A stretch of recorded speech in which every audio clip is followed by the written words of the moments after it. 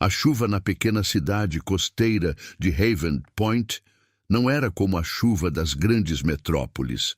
Ela não vinha acompanhada de buzinas estridentes, do reflexo frenético das luzes de neon no asfalto ou da pressa impessoal de milhares de guarda-chuvas colidindo em calçadas lotadas. Naquela ponta esquecida do mapa, onde a terra terminava abruptamente em falésias de granito castigadas pelo tempo, a chuva tinha uma personalidade própria. Ela era densa, fria e carregada com o cheiro pesado de salitre, de algas marinhas e de segredos que o oceano insistia em devolver para a costa. Ela vinha com o som rítmico e quase violento das ondas quebrando contra as rochas centenas de metros abaixo, criando um silêncio paradoxal que parecia ter a capacidade de devorar qualquer tentativa de esperança. Luísa gostava daquele silêncio. Era o que a mantinha sã, o que protegia sua mente das vozes do passado que ela tentara deixar para trás em uma vida que agora parecia pertencer a outra pessoa, em um tempo que ela já não conseguia mais precisar no calendário de sua memória. Luísa era a proprietária da Vinil em Versos, uma pequena e charmosa loja situada em um beco estreito de paralelepípedos que levava diretamente ao porto. A loja cheirava a uma mistura reconfortante de madeira úmida, café passado na hora e o aroma doce e nostálgico de discos de acetato guardados por décadas em caixas de papelão. Para Luísa, cada disco ali era uma cápsula do tempo, um fragmento de uma emoção pura, que alguém, em algum lugar, sentiu com tanta força que precisou transformar em música para não sufocar. E cada livro, com suas páginas amareladas e anotações feitas à mão nas margens por antigos donos, era um refúgio de uma vida que ela sentia que nunca chegaria a viver de verdade. Luísa tinha 30 e poucos anos, mas carregava nos olhos uma fadiga que parecia ter séculos. Ela se mudara para Haven Point, fugindo de uma desilusão amorosa e profissional que quase a apagara por completo, e ali, entre o rugido do mar e o cheiro do papel, ela encontrara uma forma de existir sem ser notada. Ela era a guardiã das memórias alheias. Naquela tarde de terça-feira, a luz que entrava pelas janelas de moldura de carvalho era de um azul acinzentado, filtrada por nuvens pesadas que prometiam uma tempestade ainda maior ao anoitecer. Ela estava terminando de organizar a sessão de rock clássico, limpando cuidadosamente a poeira de capas icônicas, quando o sino de latão sobre a porta tocou. O som do tilintar de latão soou melancólico e grave, como o primeiro acorde de uma música triste tocada em um piano desafinado. Luísa não levantou a cabeça imediatamente. Estava concentrada em alinhar um álbum do Led Zeppelin, sentindo a textura do papelão gasto sob seus dedos, mas ela sentiu a mudança drástica no ar. A temperatura parecia ter caído, e o cheiro de chuva fresca e couro caro invadiu o ambiente, lutando contra o aroma familiar de pó e café. Um homem entrou.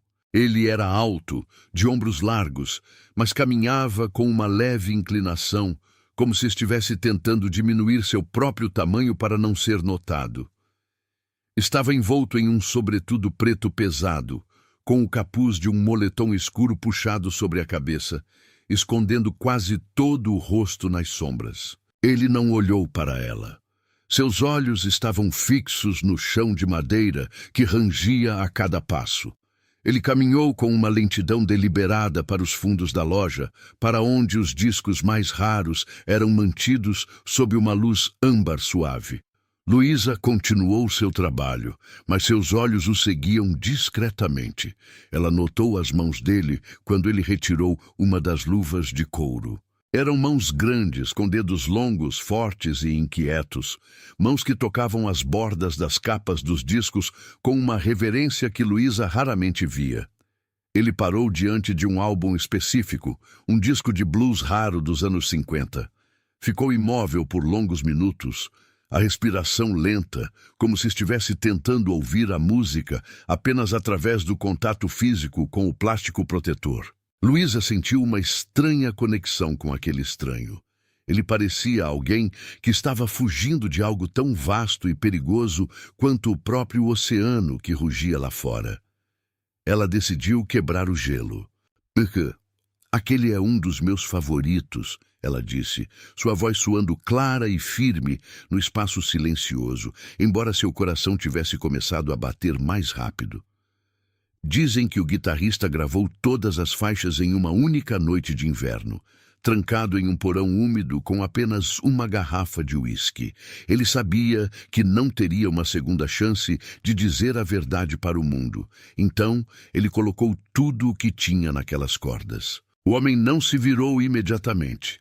Luísa viu seus dedos enrijecerem sobre a borda do disco. Ele permaneceu de costas por alguns segundos, como se estivesse decidindo se deveria fugir ou responder. Lentamente, ele levantou a cabeça, mas manteve o capuz baixo. Às vezes, a verdade é um ruído que poucas pessoas realmente estão dispostas a ouvir. Ele respondeu. A voz dele foi um choque para Luísa. Era um barítono profundo, levemente rouco, uma voz que ela conhecia de cada rádio, de cada televisão e de cada sonho de juventude.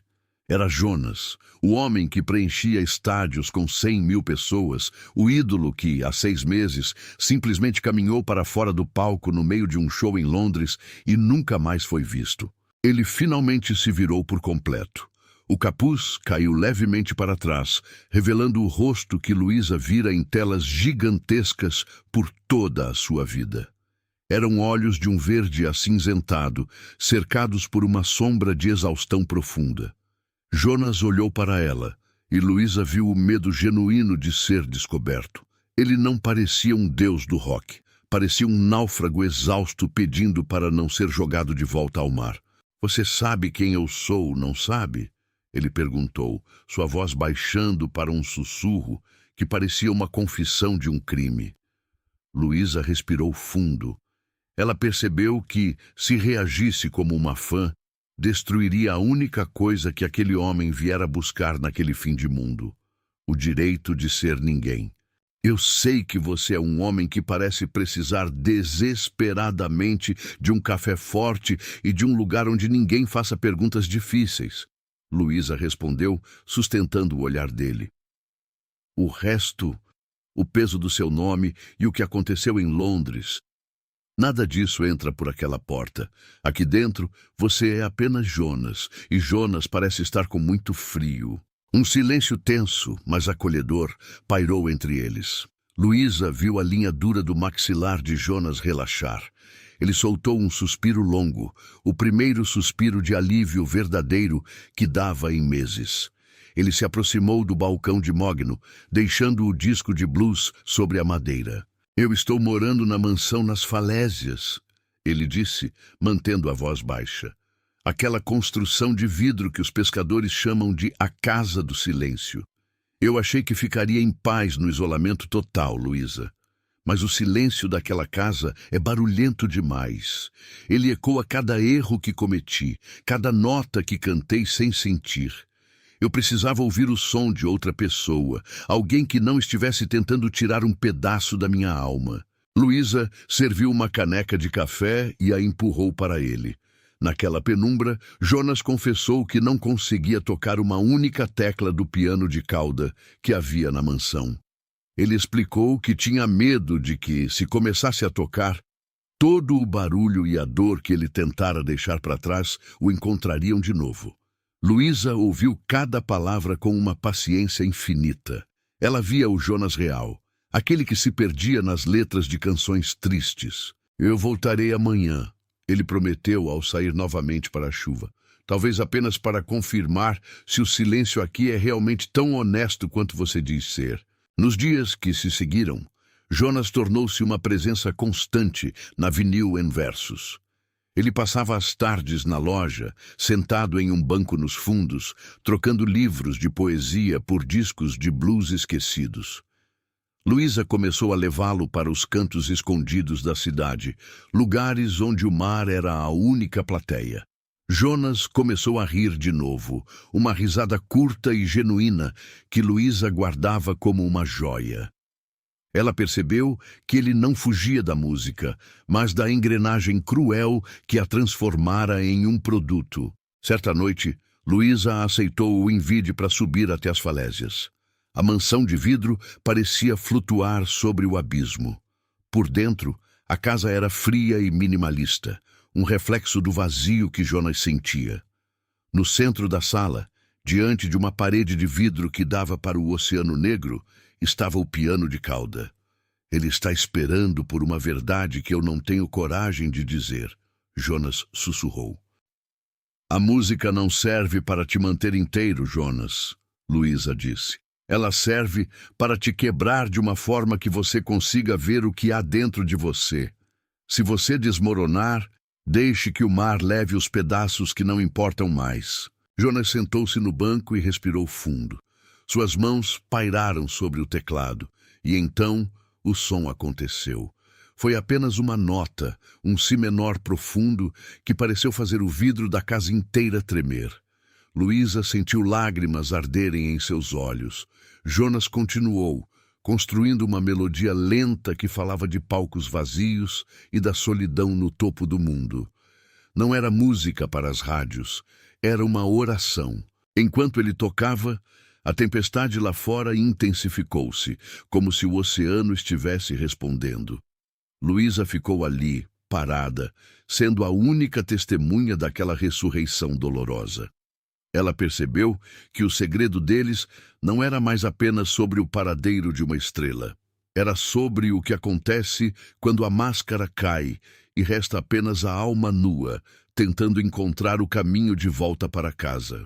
Eles passaram o resto daquela noite sentados no chão, observando os relâmpagos pintarem o mar.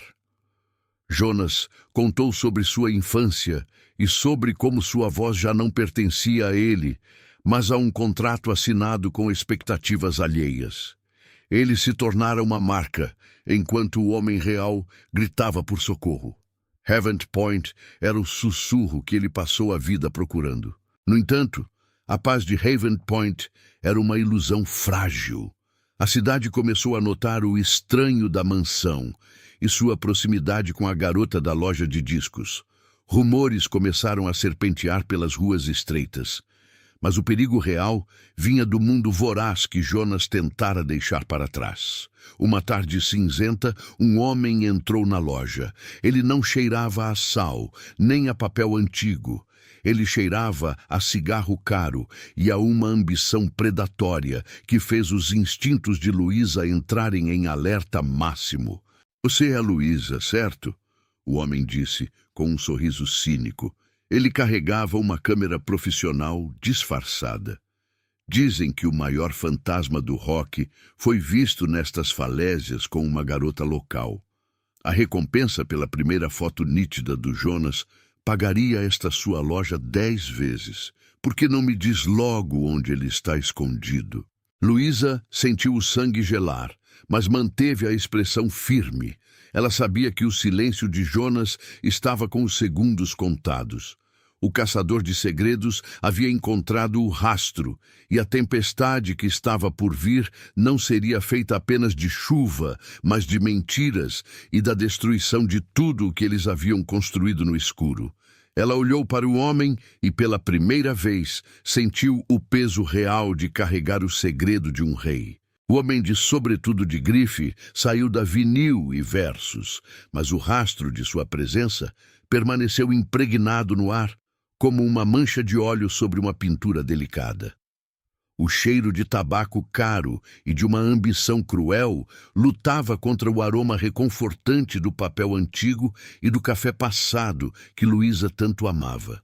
Por alguns segundos, o silêncio da loja pareceu doente. Luísa trancou a porta com as mãos tremendo de tal forma que o metal da chave batia contra a fechadura, produzindo um som agudo que ecoava no beco deserto. O som do trinco se fechando soou como o disparo de um revólver, um sinal definitivo de que a bolha de proteção que ela havia construído em torno de Jonas acabara de ser estilhaçada. Ela não esperou pelo fim do expediente. Não limpou o balcão, não organizou os discos que ficaram fora do lugar. Ela simplesmente correu. Luísa atravessou as ruas de paralelepípedos de Haven Point, enquanto a chuva, que antes era uma melodia suave, transformava-se em um chicote de água gelada. Ela ignorou o vento que cortava seu rosto e o cansaço que queimava em seus pulmões. Quando finalmente avistou a mansão de vidro surgindo entre os pinheiros retorcidos no topo da falésia, o cenário já era de guerra. Na base da estrada particular, as luzes de 3 carros de reportagem já piscavam, e homens envoltos em capas de chuva montavam tripés e antenas parabólicas com a agilidade de quem caça uma presa ferida. O mundo voraz que Jonas tentara deixar para trás em Londres havia finalmente farejado o seu rastro, e ele estava batendo à porta com a força implacável de uma ressaca oceânica.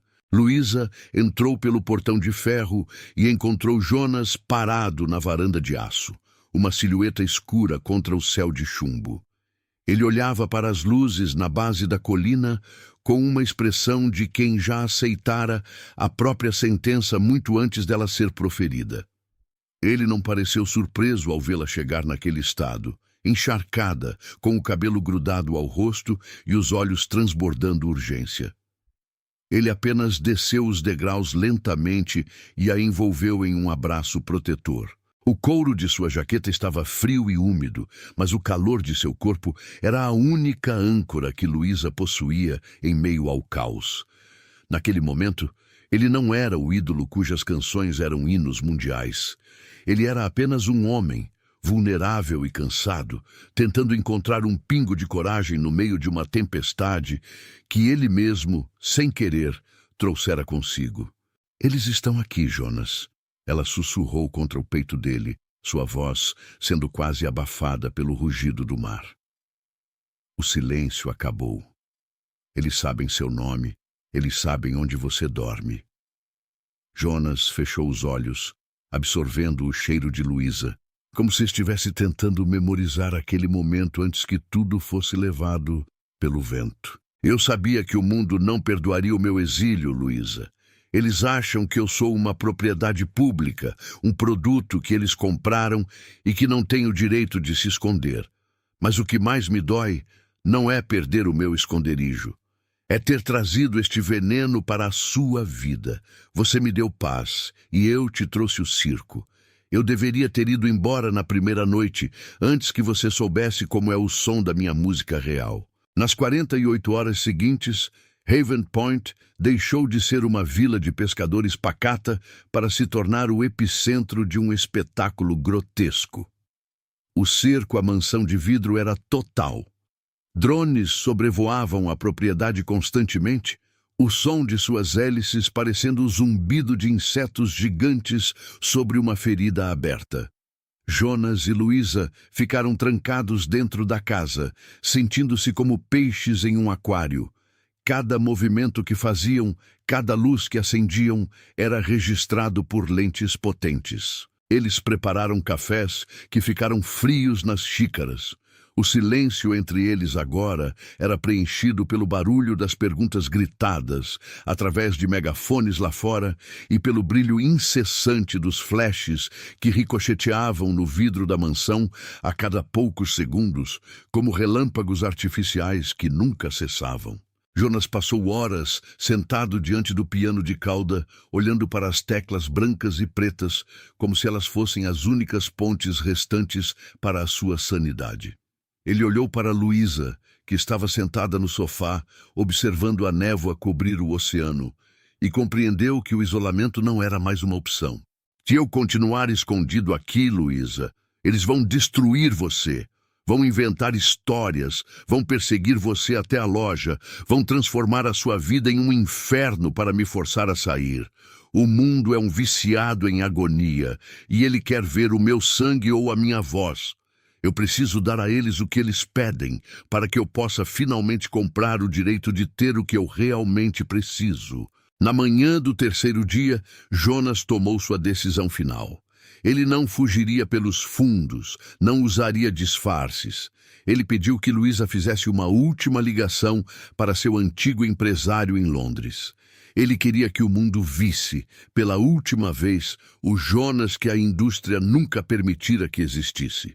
O portão de ferro da mansão foi aberto sob o olhar atento de dezenas de câmeras. Jonas caminhou até a beira da varanda, sem capuz, sem óculos escuros, expondo seu rosto cansado, sua barba por fazer e as olheiras profundas à luz implacável da manhã costeira.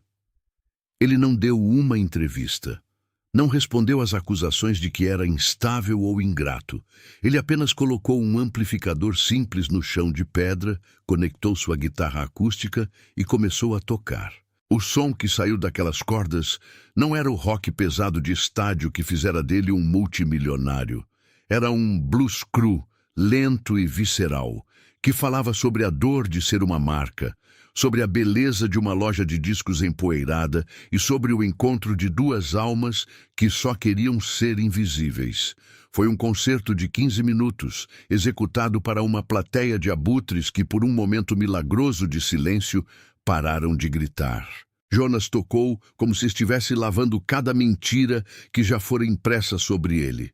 Quando a última nota ecoou e foi levada pelo vento das falésias, ele se aproximou do microfone e disse apenas algumas palavras que seriam repetidas por anos.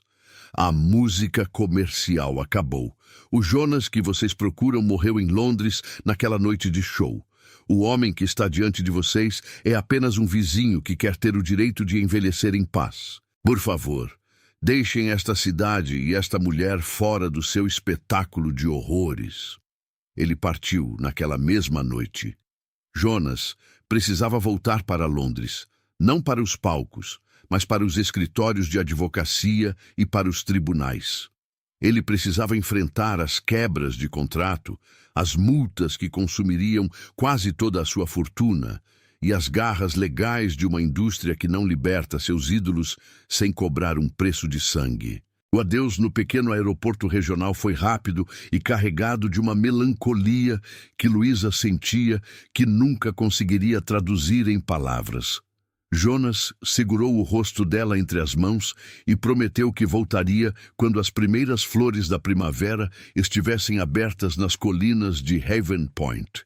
Mas enquanto o avião desaparecia entre as nuvens escuras, as promessas soaram tão frágeis quanto o vidro da mansão que ele deixara para trás. Os meses que se seguiram foram os mais longos e gélidos da vida de Luísa. O inverno em Haven Point foi particularmente rigoroso, com tempestades que pareciam querer varrer a cidade inteira para dentro do abismo. A vinil e versos tornou-se o refúgio de Luísa, mas também sua cela de isolamento. Ela atendia os poucos clientes, lia seus livros de poesia e limpava as prateleiras repetidamente, mas seus ouvidos estavam sempre em alerta, esperando pelo som do tilintar do sino da porta. O nome de Jonas aparecia constantemente nos jornais que chegavam pelo correio portuário. Jonas abre mão de royalties para encerrar contrato. Aposentadoria definitiva do rei do rock. O homem que trocou o ouro pelo silêncio.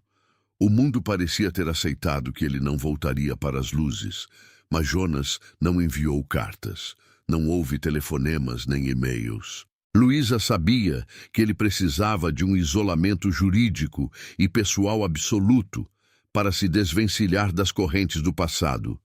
Mas a dúvida começara a crescer em seu peito como uma erva daninha que o gelo não conseguia matar. E se ele tivesse se acostumado novamente com a adrenalina das grandes cidades? E se Luísa tivesse sido apenas um curativo temporário para uma ferida profunda que agora já cicatrizara? Janeiro passou como um fantasma, seguido por um fevereiro cinzento e silencioso. Luísa começou a se perguntar se o Jonas que ela conhecera naquela tarde de chuva não fora apenas uma projeção de sua própria solidão, mas ela olhava para o disco de blues sobre o balcão e lembrava da nota de si menor que fizera o vidro tremer, e sabia que aquilo fora real. No final de março, o gelo acumulado nas calçadas começou finalmente a ceder. A terra úmida de Haven Point exalava aquele cheiro de vida que tenta renascer após o castigo do frio. Luísa estava na loja, preparando o café da tarde, sentindo o sol de primavera atravessar timidamente as janelas e iluminar as partículas de poeira que dançavam no ar. O sino da porta tocou, mas ela não levantou a cabeça imediatamente. Estava ocupada tentando remover uma mancha de café no balcão de mogno, o mesmo balcão onde Jonas deixara sua caneca tantas vezes. O café ainda é por conta da casa para quem não quer nada com a fama e só busca um pouco de paz e uma boa conversa? A voz perguntou, carregada de uma suavidade que Luísa nunca esquecera. Luísa congelou. A caneca em sua mão quase escorregou e se despedaçou no chão. Ela levantou os olhos lentamente, temendo que seu coração estivesse pregando uma peça cruel e final. Mas Jonas estava lá, parado na entrada da Vinil e Versus. Ele não usava mais sobretudo de grife, nem jaquetas de couro de $1000. Vestia uma camisa de flanela simples, calça jeans gasta e carregava uma mochila velha de lona nos ombros. Seus cabelos estavam mais curtos, aparados de forma simples, e o brilho em seus olhos verdes era calmo, limpo e desprovido de qualquer rastro daquela angústia que o perseguia como uma sombra. Jonas, ela sussurrou, a voz falhando, enquanto as lágrimas que ela segurara por meses finalmente transbordavam. Eu vendi a mansão nas falésias, Luísa. Ele disse, aproximando-se do balcão com passos decididos, um sorriso real, alcançando finalmente seus olhos. Aquela casa era grande demais, fria demais e cheia de ecos de um homem que eu não sou mais e que nunca mais quero ser. Eu comprei uma pequena cabana de madeira perto do porto de pescadores. É uma casa simples, com um telhado que precisa de alguns reparos e um quintal que está pedindo desesperadamente por alguém que entenda de flores silvestres. O mundo finalmente me esqueceu, Luísa. Eles têm novos ídolos agora, novas tragédias para cobrir. E agora eu estou finalmente pronto para ser lembrado e amado apenas por você. Ele retirou um objeto da mochila e o colocou delicadamente sobre o balcão de mogno. Era um disco de vinil simples, um acetato sem capa profissional, sem selo de gravadora, sem código de barras. Havia apenas uma etiqueta branca circular com uma única palavra escrita à mão com caneta preta. Luísa. Eu gravei isso sozinho, no porão da minha nova casa, durante as noites em que a saudade de Haven Point era maior do que eu. Ele explicou, sua voz soando como a brisa morna da primavera que soprava lá fora. São as canções que eu escrevi enquanto olhava para o mar e pensava em cada palavra de verdade que você me disse. Não há marketing aqui, Luísa. Não há rádio, não há produtores polindo o som e não há contratos assinados com sangue. Há apenas a minha voz, o meu piano e a verdade que você me ensinou a não temer nunca mais. Luísa deu a volta no balcão e se lançou nos braços dele. O cheiro de Jonas não era mais o de couro caro e estrada. Era agora o cheiro verdadeiro de Haven Point, sal, pinheiro, terra úmida e a liberdade que só nasce da honestidade absoluta.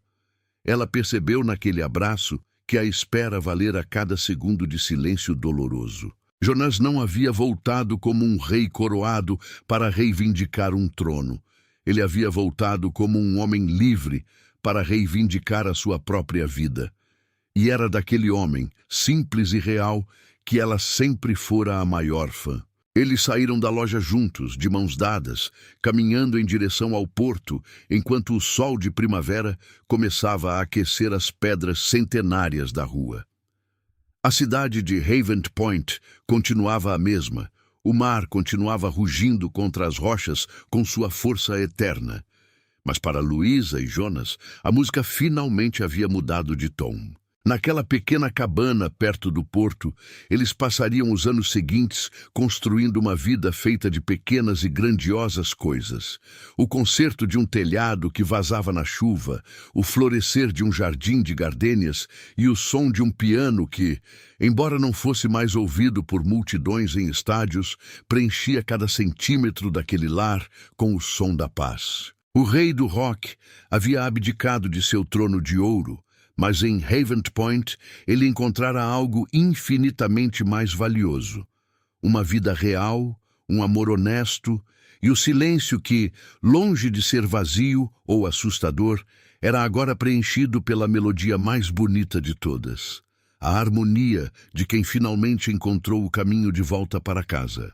E enquanto o sol se punha no horizonte, Luísa soube que a tempestade havia passado de vez e que a música deles, embora agora sussurrada apenas entre as paredes da cabana e as ondas do mar, ecoaria para sempre na memória das falésias como o som da verdadeira redenção.